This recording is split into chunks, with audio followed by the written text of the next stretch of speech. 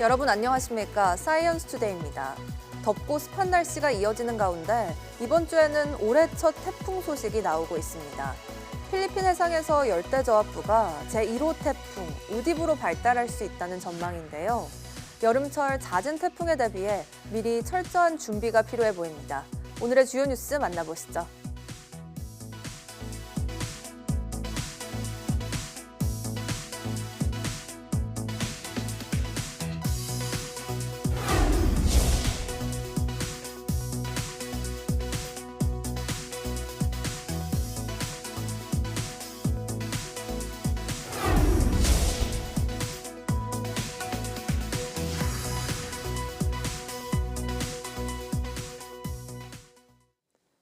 덥고 습한 날씨가 이어지는 가운데 산발적으로 비가 내리겠습니다.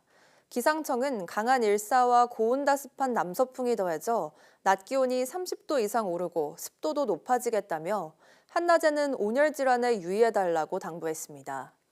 오늘 서울 27도, 대전 30도, 강릉 31도, 대구 33도로 대부분 어제와 비슷하겠습니다. 다만 기압골 영향으로 밤사이 제주도를 시작으로 오늘은 수도권과 강원도에 산발적인 비가 오겠고 비의 양은 5mm에서 최고 20mm로 많지 않겠습니다.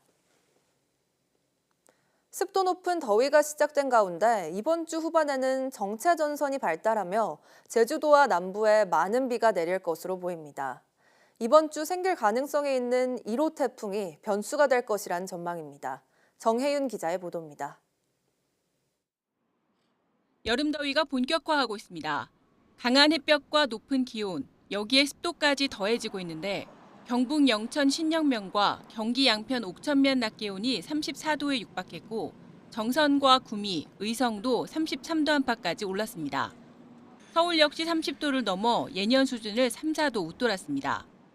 우리나라 남동쪽 해상으로 자리한 북태평양 고기압이 확장하면서 덥고 습한 공기를 남쪽으로 불어넣고 있습니다. 이로 인해 당분간 영남 등 남부지방은 기온이 33도를 오르내리고 서울 등 그 밖의 지방에서도 30도를 웃도는 후덥지근한 날씨가 예상됩니다. 기온을 끌어올린 고온 다습한 공기는 주 후반 정체전선에도 영향을 줄 전망입니다. 북태평양 고기압 가장자리를 따라 더운 공기가 유입되는 데다 태풍 수증기까지 가세할 가능성이 있기 때문입니다. 현재 여러 수치 예측 모델에서 이번 주 중반 1호 태풍으로 발달할 수 있는 열대 요란의 발생을 점치고 있습니다. 또 이번 주 후반에는 한반도 부근에 강한 강수가 예측됐습니다. 열대 저압부 또는 태풍 수증기와 정체전선이 만나 강한 비구름을 형성할 수 있다고 보는 겁니다. 주 후반 제주도와 내륙에 비를 예보한 기상청은 열대저압부 상황을 예의주시하면서도 아직은 변수가 많다고 보고 있습니다. 아직 남해상으로는 열대요란도 발생하지 않은 상태입니다. 이 열대요란이 열대저압부로 발달할지의 여부와 강도 그리고 진로가 매우 유동적이기 때문에 앞으로 이 열대저압부나 정체전선이 우리나라에 어떻게 영향을 줄지 단정하기 힘듭니다. 다만 이 열대저압부가 강하게 발달을 해 우리나라 쪽으로 북상하게 된다면 정체전선이 강해질 가능성이 있어 현재 이 저기압 소용돌이에 대한 상황을 예의주시하고 있습니다. 지난해 우리나라에는 태풍이 상륙하지 않았는데도 정체전선과 태풍이 남긴 비구름 영향으로 장마철인 7월 이후 시간당 100mm가 넘는 물폭탄이 16차례나 쏟아졌습니다. 장마를 앞둔 시기 예년보다 늦은 올여름 1호 태풍에 주목하고 대비해야 하는 이유입니다. YTN 정혜윤입니다. 전국 댐과 저수지의 저수율이 평년 수준 이상을 유지하고 있지만 경북 등 일부 내륙 지역에서는 저조한 강수량으로 가뭄 관심과 주의 단계로 관리 중인 것으로 나타났습니다. 행정안전부의 가뭄 예경보 발표를 보면 지난 2일 기준 농업용 저수지의 평균 저수율은 70.5%로 평년보다 높고 다목적댐 19곳과 용수댐 12곳의 평균 저수율은 각각 예년의 121%, 94% 수준으로 용수가 정상 공급되고 있는 것으로 나타났습니다. 행안부는 올해 6월 강수량은 평년보다 많고 7, 8월은 평년과 비슷할 것으로 전망했습니다. 다만 경북과 충남 등 일부 내륙 지역은 예년보다 비가 적게 내려 가뭄 관심 또는 주의 단계로 관리 중이며 인천 옹진군과 전남 진도군 등의 섬 지역은 지역 특성을 고려해 비상급수를 실시하고 있다고 밝혔습니다. 경기도는 지난 40년 동안 도내 폭염 일수가 6.5일 늘어났다고 밝혔습니다. 경기도 소방재난본부는 2015년부터 지난해까지 10년 동안 폭염 일수가 연평균 16.4일을 기록해 1985년부터 1994년까지 평균인 9.9일보다 크게 증가했다고 설명했습니다. 같은 기간 도내 6월에서 8월 평균 기온은 23.6도에서 24.6도로 1도 상승했습니다. 도내 폭염 관련 출동 건수도 지난 2022년 233건에서 지난해 558건으로 증가세를 보이고 있습니다. 과학기술정보통신부 우정사업본부는 여름철을 맞아 넉 달 동안 우정사업 종사원 안전보건 특별관리기관으로 지정해 운영합니다. 우정사업본부는 11억 7천만 원 예산을 들여 전국 200여 개 우체국에 제빙기를 보급하고 생수와 식염포도당, 냉감 토시 등을 지급한다고 밝혔습니다. 또 집회원 등 외근 직원들에게 기상 악화로 사고 발생 위험이 있는 경우 즉시 업무를 정지하고 안전한 곳으로 대피하도록 지시할 계획입니다. YTN이 보도한 고1 전국연합학력평가 답안 유출 사건과 관련해 경찰이 본격 수사에 착수했습니다. 위계에 의한 공무집행 방해 혐의를 적용했는데 조만간 유출 정황이 포착된 SNS 대화방의 서버 확보를 시도할 것으로 보입니다. 이현정 기자가 보도합니다. YTN 보도를 통해 알려진 고1 6월 전국 연합학력평가 영어 영역 정답 유출 사건과 관련해 경찰이 정식 수사에 착수했습니다. 앞서 서울시 교육청은 업무방해 혐의로 수사를 의뢰했는데 서울경찰청 반부패 수사대는 위계에 의한 공무집행방해 혐의로 신원미상의 유출자를 입건했습니다. 공공기관인 전국 17개 시도교육청 주관으로 학력평가가 치러진 만큼 범행이 공무를 방해하는 행위에 해당한다고 판단한 겁니다. YTN이 답안 유출 정황을 확인한 SNS 학원 강사 정보공유 대화방은 최소 2곳으로 참가자는 3,200여 명에 달합니다. 영어 시험 시작 최소 40분 전 수학 해설지와 함께 영어 답안이 올라왔는데 사건이 공론화되자 대화방을 옮기거나 서로 파일 삭제를 권유하는 등 증거인멸 정황도 포착됐습니다. 경찰은 먼저 유출 경로를 추적하기 위해 답안이 올라온 SNS 대화방 서버를 확보할 방안을 검토하고 있는 것으로 파악됐습니다. 카카오톡 오픈 채팅방의 경우 서버 보관 기간이 수일에 불과해 조만간 관련 자료 확보에 나설 것으로 보입니다. 경찰은 또 이번 사건에 시험 전 해설지에 접근할 수 있는 현직 고등학교 교사나 교육청 관계자가 연루됐을 가능성도 배제하지 않고 있습니다. 해설지를 직접 볼 수 있는 누군가가 친분이 있던 학원 강사 등에 전달했을 수 있다는 겁니다. 앞서 출제를 맡은 부산교육청은 지난 4월 말 전국 시도교육청에 문제지와 해설지가 담긴 보안 파일을 전달했고 이후 각 교육청이 인쇄해 일선 학교에 배포했습니다.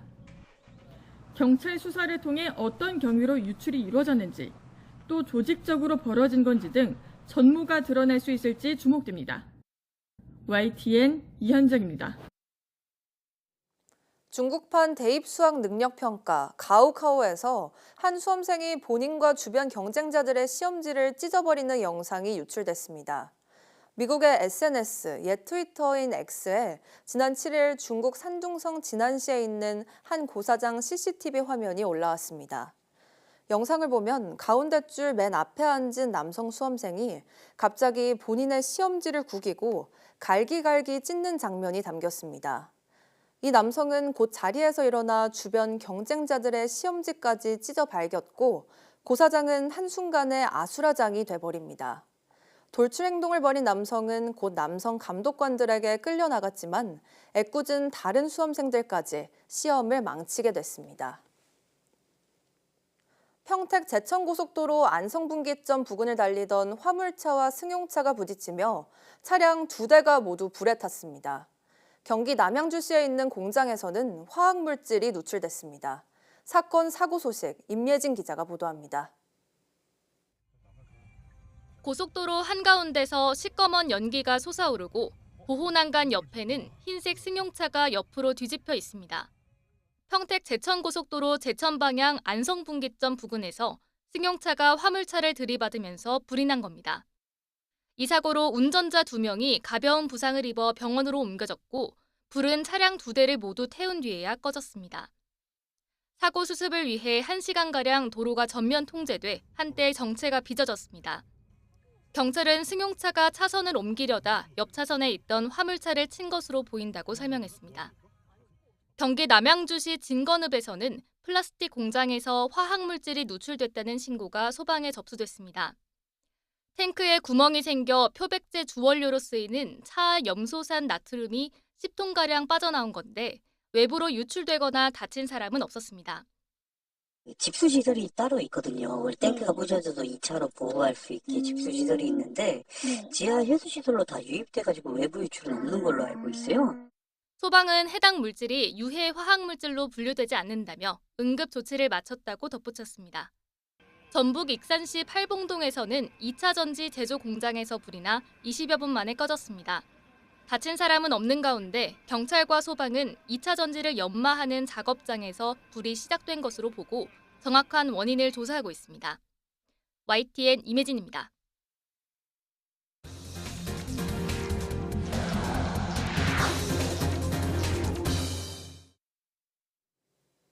가공식품에 이어 이번에는 고기와 달걀 등 축산물 가격 오름세가 심상치 않습니다.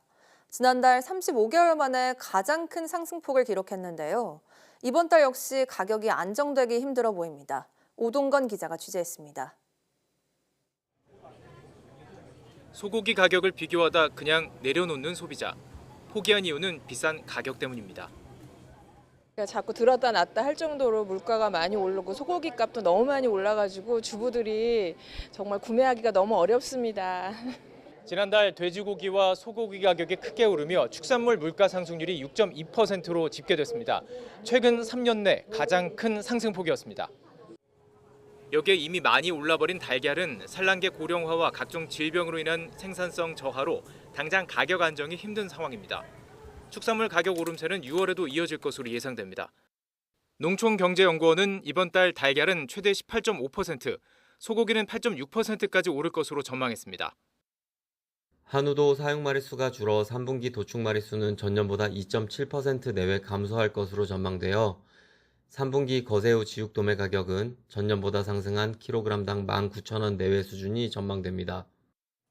정부는 축산물 공급 확대를 위해 돼지고기 10,000톤, 계란 가공품 4,000톤의 할당 관세를 적용하고 마트 등과 협력해 할인 행사를 이어가고 있습니다.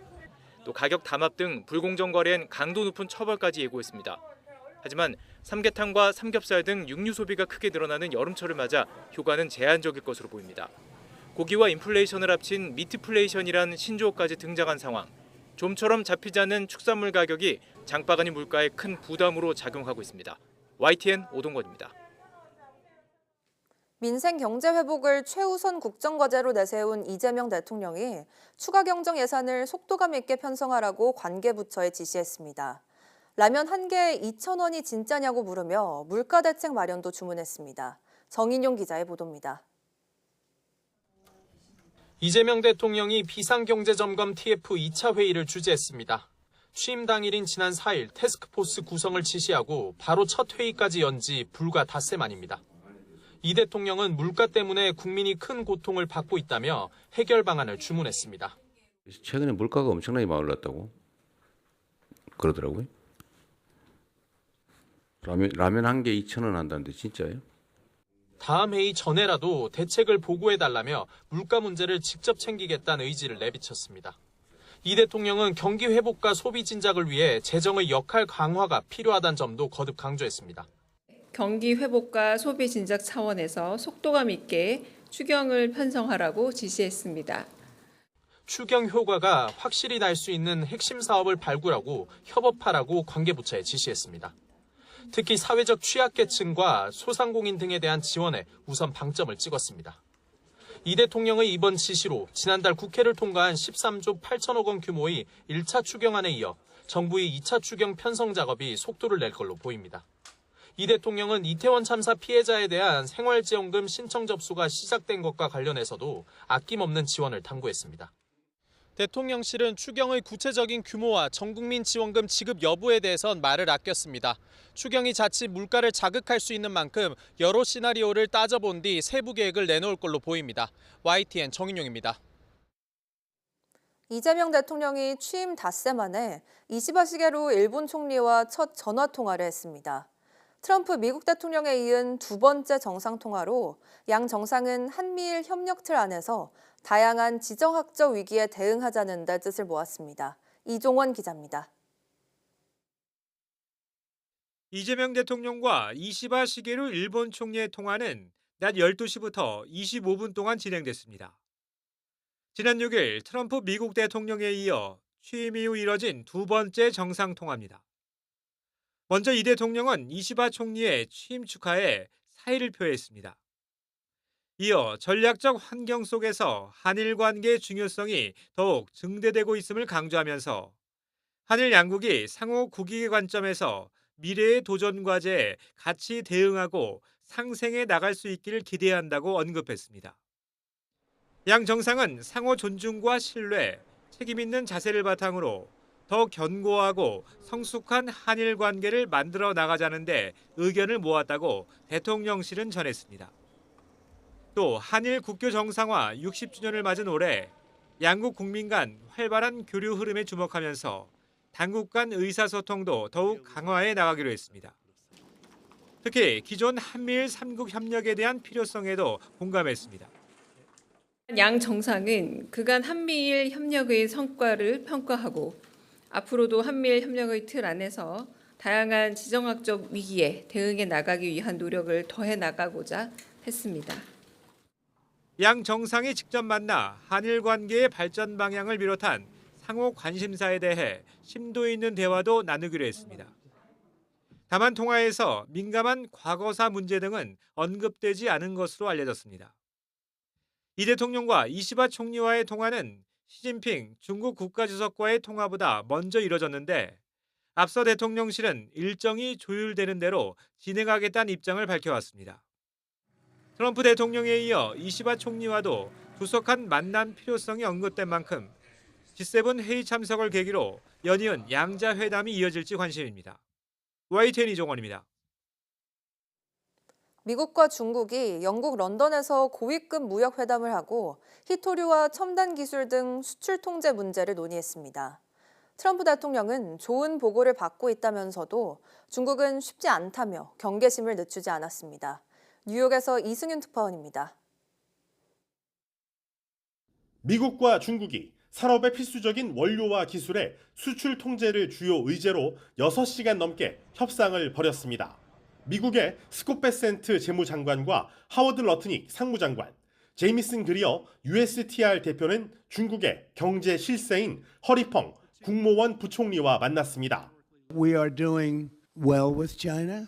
China is not easy, just like your home country is not easy there. 미국은 중국이 히토류 광물 7종과 이를 활용한 영구 자석의 대미 수출을 제한하고 있다면서 지난달 스위스 제네바 합의를 위반했다고 주장했습니다.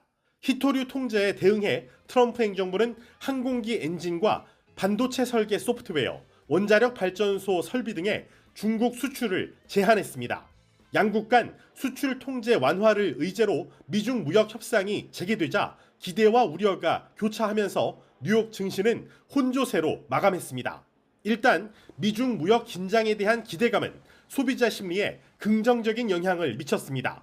The market is getting more and more comfortable that tariffs are not going to be the end of the world. The number of searches on Google for the word tariff has dropped by 87%.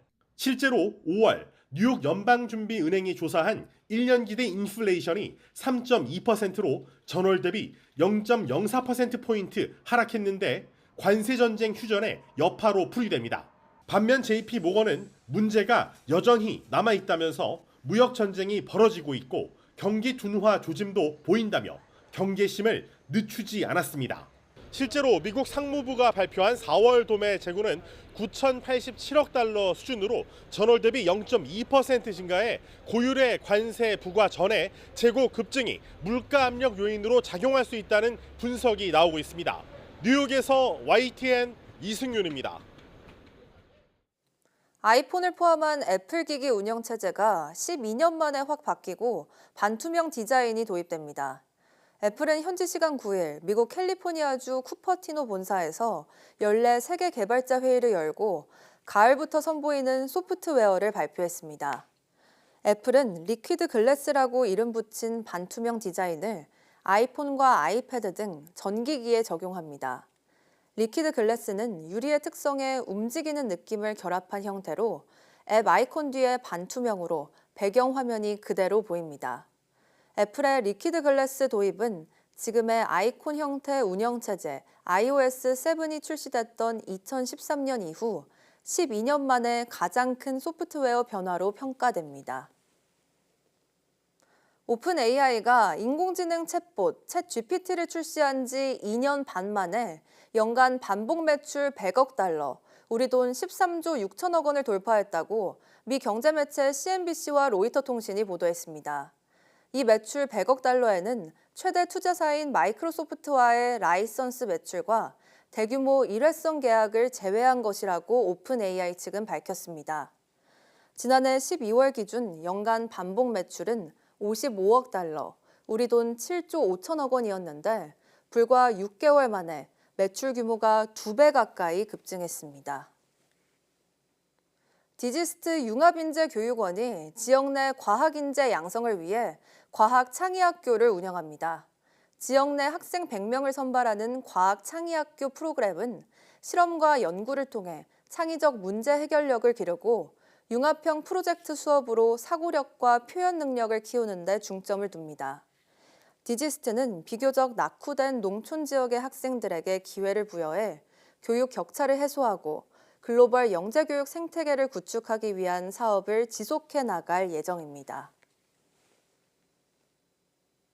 대전은 지역 대표 캐릭터인 꿈돌이 등 꿈씨 패밀리를 활용해 지역 경제와 관광 산업에 활력을 불어넣고 있는데요. 이번에는 대전에서만 살 수 있고 맛볼 수 있는 대전 꿈돌이 라면을 출시해 빵의 도시를 넘어 맛의 도시로의 도약을 꿈꾸고 있습니다. 이상곤 기자입니다.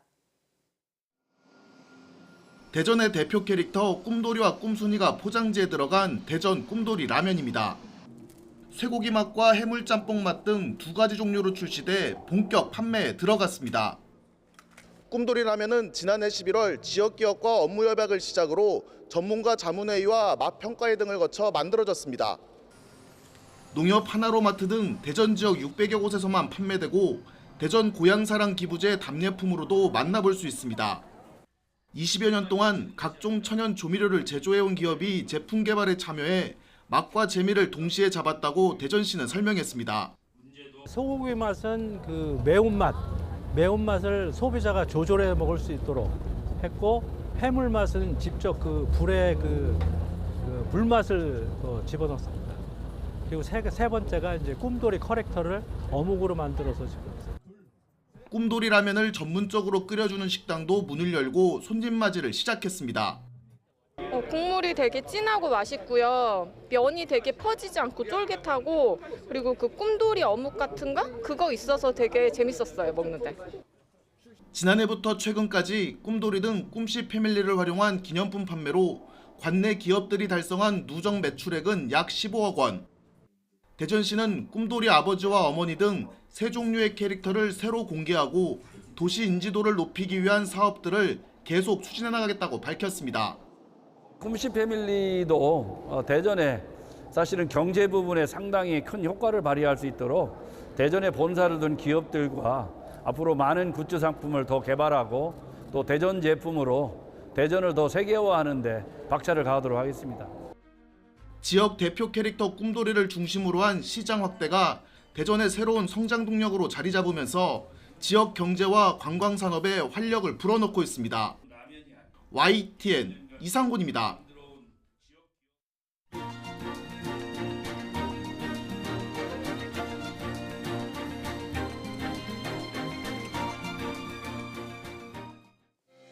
(6월 10일) 오전 사이언스 투데이 마칩니다.